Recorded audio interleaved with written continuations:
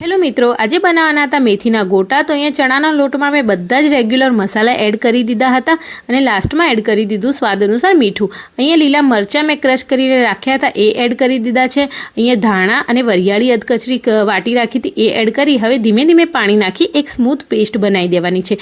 વિસ્કરની મદદથી એકદમ લમ્સ રહેતા નથી ને સરસ બને છે। પછી એમાં થોડી સોજી એડ કરીશું। સોજીની જગ્યાએ તમે ભૈડું પણ એડ કરી શકો છો।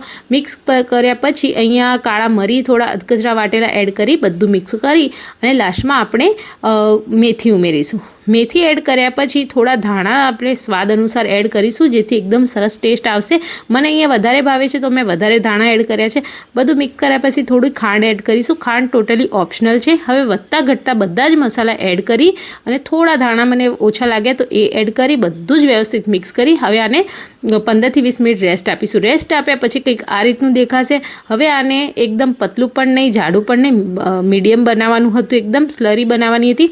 હવે મીઠું ને બધું જ મિક્સ કરી અને વધતું ઘટતું પાણી એડ કરી દેવાનું છે। હવે આમાં હું સોડા એડ કરું છું અને પછી ગરમ તેલ થવા મૂક્યું હતું, એ તેલ થોડું ઉપર એડ કરી બરાબર એકદમ મિક્સ કરી દઈશું। અહીંયા તેલ આવી ગયું હતું તો હવે મેં ગોટા ઉતારવાનું ચાલુ કરી દીધું છે। અહીંયા ધીમા તાપે સરસ એકદમ ક્રિસ્પી ગોટા હું તળી રહી હતી અને જો એકદમ સરસ ગોટા બનીને રેડી થવાના હતા અને જો બધા જ ગોટા બની મેથીના રેડી હતા, એકદમ ટેસ્ટી। અહીંયા થોડા ડુંગળીના પણ ઉતાર્યા હતા, ચલો હું તમને બતાવું।